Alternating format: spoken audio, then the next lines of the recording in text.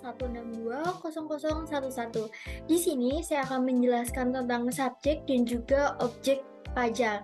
Yang pertama ada subjek pajak, eee, yaitu pengertiannya adalah pihak atau entitas yang diwajibkan untuk membayar pajak kepada pihak yang berwenang.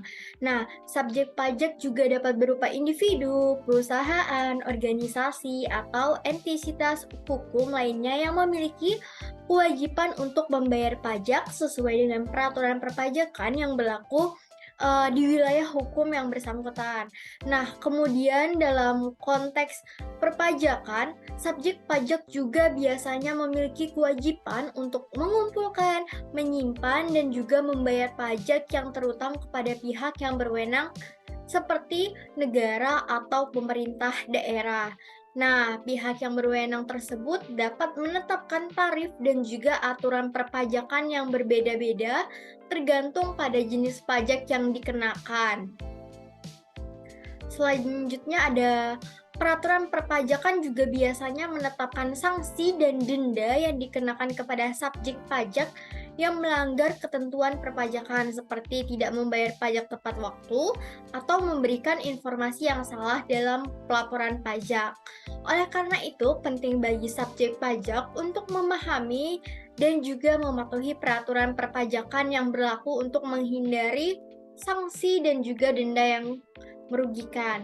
Nah, berikut saya juga akan menjelaskan tentang contoh-contoh dari subjek pajak itu sendiri. Yang pertama itu ada warga negara Indonesia. Jadi, semua WNI memiliki kewajiban untuk membayar pajak sesuai dengan peraturan perpajakan yang berlaku. Pajak yang dibayarkan oleh WNI dapat bervariasi. Misalnya, pajak penghasilan, pajak pertambahan nilai, atau biasa kita sebut dengan PPN, dan juga pajak bumi dan bangunan atau PBB. Yang kemudian ada warga negara asing atau WNA. Jadi WNA yang bekerja atau memiliki penghasilan di Indonesia juga memiliki kewajiban untuk membayar pajak penghasilan. Nah, mereka akan dikenakan pajak sesuai dengan tarif yang berlaku untuk WNA itu sendiri. Yang selanjutnya ada badan usaha. Jadi badan usaha baik dalam bentuk perusahaan perseorangan, perseroan terbatas, koperasi, atau bentuk badan usaha lainnya juga merupakan subjek pajak di Indonesia. Mereka harus membayar pajak penghasilan badan berdasarkan laba yang telah diperoleh. Yang keempat adalah pekerja lepas. Jadi, individu yang bekerja sebagai pekerja lepas atau freelance juga dianggap sebagai subjek pajak. Mereka harus membayar pajak penghasilan atas penghasilan yang mereka peroleh dari pekerjaan freelance tersebut. Yang selanjutnya ada investor. Nah, investor yang mendapatkan penghasilan dari investasi seperti bunga, dividen, atau keuntungan modal juga memiliki kewajiban untuk membayar pajak penghasilan sesuai dengan ketentuan yang berlaku. Kemudian ada pemilik tanah dan bangunan. Jadi pemilik tanah dan bangunan diwajibkan untuk membayar pajak bumi dan bangunan sebagai bentuk kontribusi kepada pemerintah daerah setempat. Dan yang terakhir adalah pengusaha mikro, kecil, dan menengah UMKM. Nah, UMKM juga dianggap sebagai subjek pajak di Indonesia. Jadi, mereka harus membayar pajak sesuai dengan ketentuan yang berlaku tergantung pada jenis usaha dan juga skala operasionalnya. Nah, setelah membahas tentang subjek pajak, sekarang kita akan membahas tentang objek pajak. Nah, objek pajak sendiri merujuk pada hal-hal atau entitas yang dikenakan kewajiban pajak oleh pemerintah. Jadi, pemerintah menggunakan objek pajak sebagai dasar untuk menentukan jumlah pajak yang harus dibayarkan oleh individu, perusahaan, atau organisasi.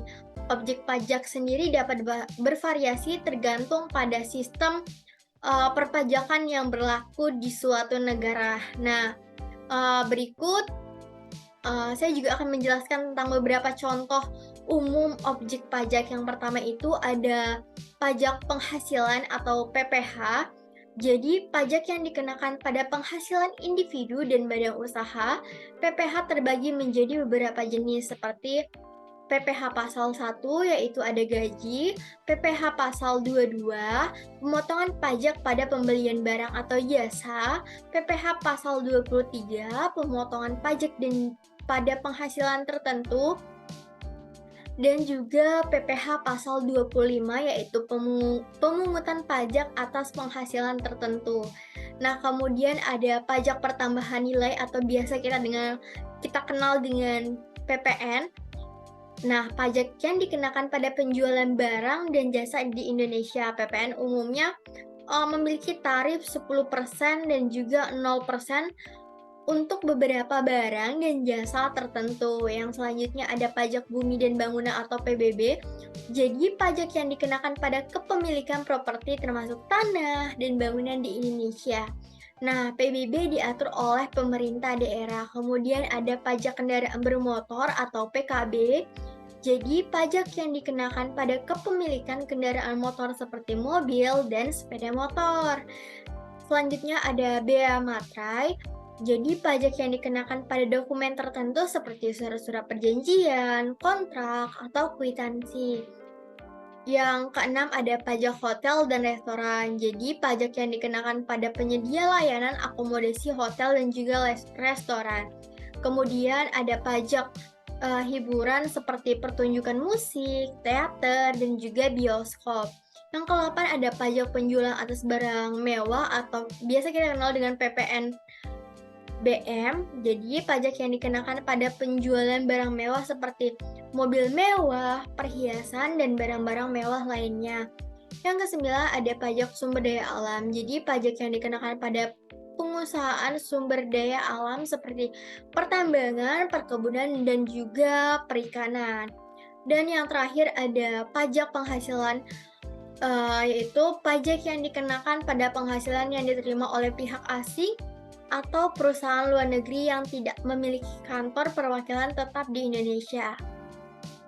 Nah, setelah kita membahas tentang subjek dan juga objek pajak dan juga beserta contohnya, nah menurut analisis berikut saya akan membahas tentang kelebihan dan juga kekurangan dari subjek dan juga objek pajak. Nah, yang pertama saya akan membahas tentang kelebihan dari subjek pajak itu sendiri. Jadi, subjek pajak yang besar dan tersebar di seluruh Indonesia memberikan potensi besar untuk mengumpulkan pendapatan pajak yang signifikan bagi pemerintah. Yang kedua, kelebihan dari subjek pajak, adanya jumlah subjek pajak yang besar juga berarti bahwa pemerintah dapat memperoleh informasi yang akurat dan juga terperinci tentang aktivitas ekonomi di seluruh wilayah Indonesia. Setelah membahas tentang kelebihan subjek pajak, berikut adalah kekurangan subjek pajak. Yang pertama, masih banyaknya warga negara Indonesia yang tidak terdaftar sebagai subjek pajak, baik secara sukarela maupun wajib. Yang kedua, tidak semua subjek pajak membayar pajak dengan benar dan teratur, sehingga mengakibatkan hilangnya potensi pendapatan bagi pemerintah. Kemudian setelah subjek pajak, di sini juga saya akan jelaskan tentang kelebihan dan juga kekurangan objek pajak.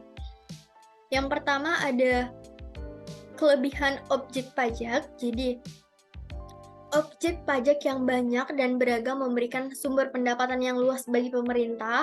Yang kedua adalah pajak atas objek-objek tertentu seperti pajak properti, pajak kendaraan bermotor, dan pajak hotel memberikan kontribusi signifikan pada pendapatan pajak.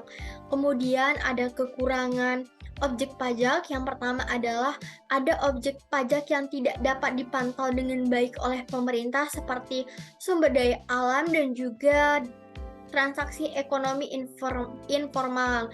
Nah, sehingga pemerintah sulit untuk menentukan nilai pajak yang tepat. Yang kedua ada beberapa objek pajak seperti pajak atas barang mewah atau barang impor seringkali memiliki tarif pajak yang sangat tinggi sehingga dapat menghambat pertumbuhan ekonomi dan kegiatan perdagangan. Nah, itu dia penjelasan saya tentang subjek dan objek pajak. Kurang lebihnya saya mohon maaf. Saya akhiri. Wassalamualaikum warahmatullahi wabarakatuh.